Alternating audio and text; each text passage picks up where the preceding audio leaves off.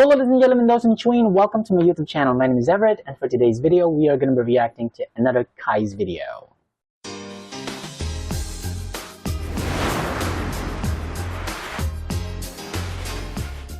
And that won Melodifestivalen 2025 with a song about bathing in the sauna. The victory that brought Eurovision winner Måns Zelmerlöw to tears while earning a record of 4.3 million votes. The most amount of votes ever in Melodifestivalen history.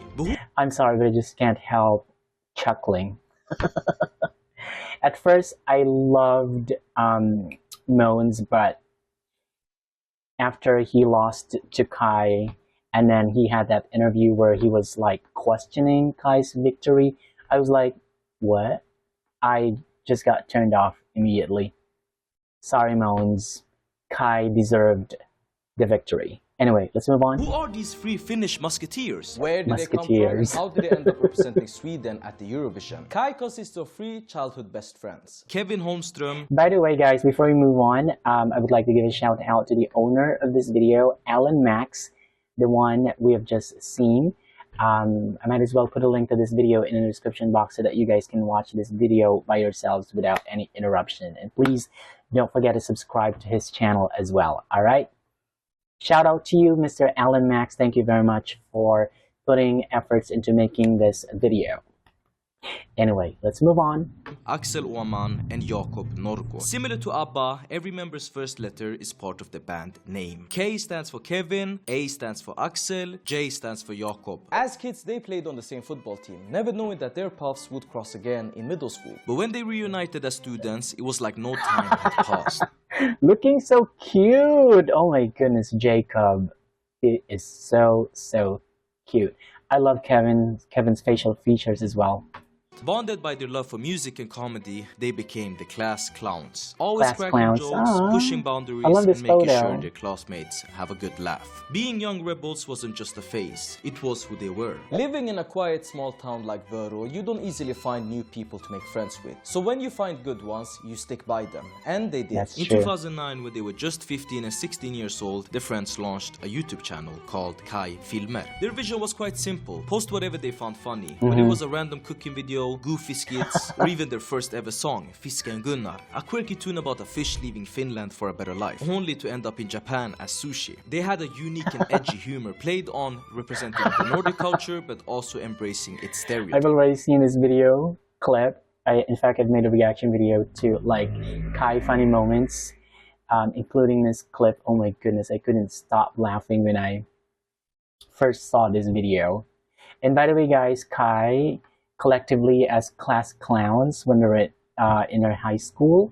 Goodness gracious. Were you also the type of, were you also the funny type of personality when you were in high school? Because I was back when I was in high school. I loved making my classmates laugh. There wasn't a large abundance of original Finnish creators online, so KAJ would set that stage quite early. 5 years later, in 2014, they would step it up and announce their first ever theater show. The plan was to have 3 shows in the smallest venue they could get a hold of and hopefully sell enough tickets to make it go around. What they didn't expect was that after the announcement, the shows would be cancelled. It was actually because now they were going to do 24 sold-out shows in their largest venue at the Vasa Theater. None of them could have believed these news. The word had gotten out. KAJ was a sensation, delivering a spectacular performance that combined gospel music, cultural dance, witty humor, emotional acting, and much more. Gospel music? Really? Gospel music? Oh, okay. I don't think I've made a reaction video to the 3 of them perform a gospel song yet. Not yet. But I really would love to see them and listen to them sing a gospel song. That's very interesting. It was as if each band member completed each other's weaknesses, acting like yin and yang on stage, passing the ball to each other, and making the whole audience go wild at the same time. That summer, KAJ would release their biggest hit yet. YOLO. It's quite a mouthful, but it means, well, I sure am YOLO, I am. It's a song about a middle-aged man that wants to feel young and hip again. This was still which I've already made a reaction video to so many times. I think that this is my second most favorite KAJ song at the moment. Yes. 2014, mind you, when people were playing Flappy Bird and using an iPhone 4S. The song quickly gained popularity in Vörå and the rest of Swedish Finland. Swedish Finland is a region... How do you pronounce their hometown? Vörå or Voira? I'm a little bit confused. Of Finland where Swedish is spoken, but with a distinct Finnish accent. This was KAJ's target audience. For the group, it was important to use their accent in their songs, setting themselves apart in a way others couldn't. By proudly embracing their heritage, the Swedish Finns adored the trio and felt they finally had someone to root for. But even with this domestic success, the band was still busy with real-life jobs and family responsibilities. Kevin worked as an audio engineer, Axel was an author and journalist, and it wasn't until 2018 where they could work KAJ full-time and depend on the band for a living. Because this would be the year that KAJ would take it to the next level, announcing their first ever musical, Gambe Mark. This musical era would continue with high success. In 2019, they would try a different project, releasing the album Born to Burn under another artist name, Virgins. At the same time, they would celebrate their 10-year anniversary since beginning on YouTube. Virgins sounds like virgins, like Virgins, virgins.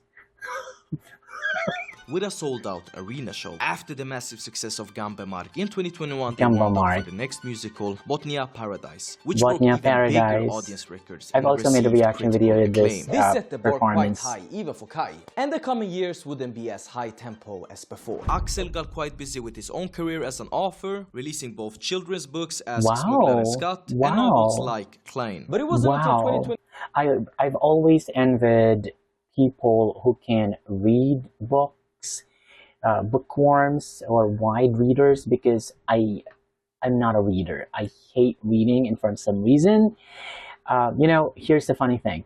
Let me share something with you real quick before we move on. I actually bought a book like back in October 2023 because I wanted to start reading, and unfortunately, I've read only like maybe 45 pages until now. Let's move on. 2024, the band had to find their footing again and make the next big move. For a long time, they had their eyes on the neighboring country in which they speak of the same tongue, Sweden. A dream of entering the Swedish market made sense, since their music was practically already in Swedish but with a Finnish strong accent. And an opportunity arose that would change the trajectory of KAJ's future. That explains it. Uh-oh. Alright, back to our video. In May 2024, they would receive an email. Melodifestivalen's producer Karin Gunnarsson reached out and suggested that KAJ should submit an entry. Of course, they said yes. However, to participate in Melodifestivalen, at least one of the songwriters must be a Swedish citizen or registered in Sweden. The solution? They quickly settled on Anders Wrethov, a songwriter who, like KAJ, loves blending genres. Gunnarsson paired them up, and Wrethov then brought in Robert Skowronski and Kristoffer Strandberg for the project. KAJ had a clear reason for wanting to work with Wrethov. He was, after all, one of the creators behind Guld och gröna skogar, Hasse Andersson's big hit from Melodifestivalen 2015. It was a song that truly stuck in people's minds and showed how to combine folk music with a modern touch. Perfect for KAJ. Once they decided to participate, the big question arose. What were they gonna sing about? They felt representation was important and wanted to highlight their Finnish roots, much like what is done in UMK, Finland's equivalent of Melodifestivalen. UMK is known for being extremely creative and daring to be odd, which is why I couldn't agree more. UMK is actually, like I said in my previous reaction video, it's my most favorite ESC competition, Eurovision Song Contest, like national competition. But because KAJ has won Melodifestivalen, now I've grown to love Melodifestivalen too. Why we've seen entries like Lordi's Hard Rock Hallelujah and Kari's Cha Cha Cha in Eurovision. Yes, of they bring course. that flair of being a bit crazy. KAJ wanted to bring that energy to Sweden and Eurovision with a distinctly Finnish theme, the sauna. My goodness. So why the sauna? The sauna is something the whole world associates with Finland. A tradition that has existed for over 2,000 years. Making a humorous song about the sauna felt like a genius idea, and they were surprised no one had done it before. But Bara Bada Bastu actually has a longer history to it, dating back all the way to 2018. Back in 2018, Axel wrote the novel Bastutronen, or in English, The Sauna Throne, where a young man steps into the hierarchy of the sauna without understanding the rules. Where the honor seat is reserved for the strong men who throw water on the rocks, while the lower bench is reserved for the weak, children, Swedes, and the elderly. The novel both mocked and celebrated Finland-Swedish traditions, and now it became the foundation for KAJ's Melodifestivalen entry. By the end of August, just a few weeks before Melodifestivalen's deadline on September 13, the song was ready. Bara Bada Bastu became an official entry and was selected by the jury. With the song, KAJ stepped into the spotlight of Melodifestivalen. Although they had one big issue. KAJ has always had a signature color, green. It was visible on album covers, clothing, and their entire aesthetic. But when KAJ dominated Eurovision with the same color in 2023, the guys realized it was time to switch things up, and instead opted for a darker, more elegant look. They would wear suits and trousers as a tribute to the work life and becoming older, or as they would call it, karar I arbet, which translates to men at work. KAJ participated in the fourth semi-final in Malmo. This semi-final would be decided by a public vote in 2 rounds. Okay, you know what, guys? Watching this video kind of takes me back to that very first moment when I saw them perform on Melodifestivalen stage.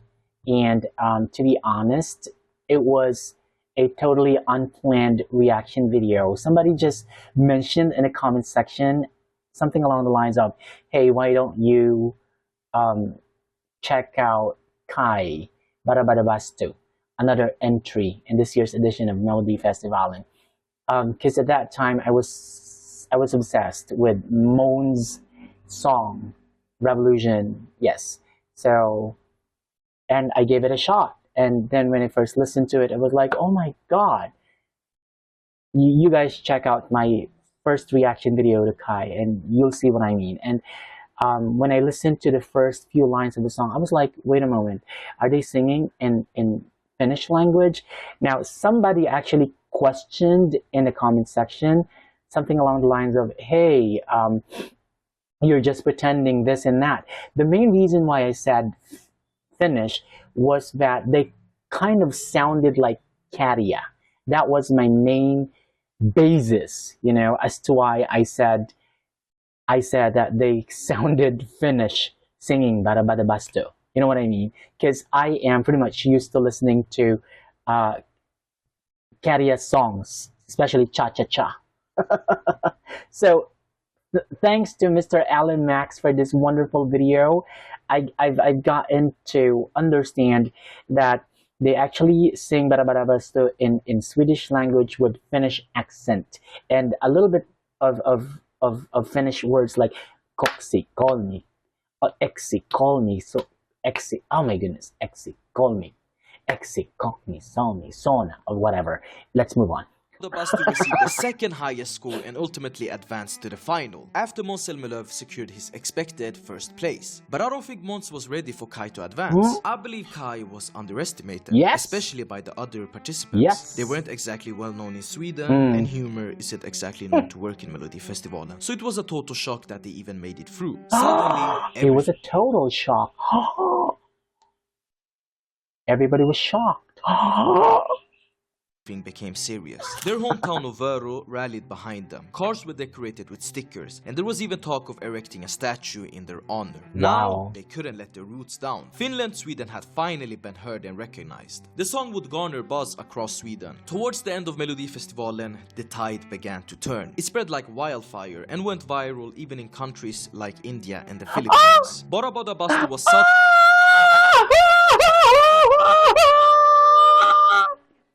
It went viral even in countries like India and the Philippines.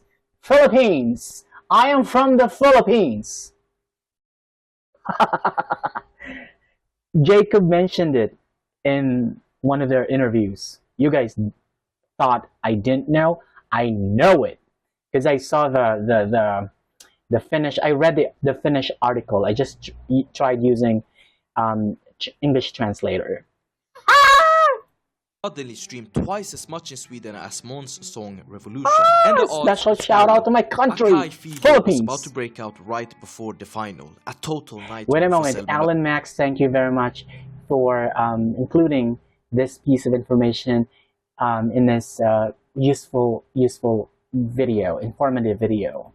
KAJ had become a cult favorite in Finland for over a decade, but now it was clear. If they went to Eurovision, they could go from regional heroes to international superstars. This was the moment when Vero would have his chance of international being on the world map. superstars. In the final week before the final, the odds of KAJ winning rose to second place. And the media started a feud between Måns and KAJ. Måns as the obvious Melodifestivalen winner that comes with the polished pop song that's expected from Sweden, perfect for international radio and sung in English. And KAJ, the weird Finnish underdog that had the local people on their side, but also break the curse of Sweden only sending Oh my goodness, I'm having goosebumps, guys.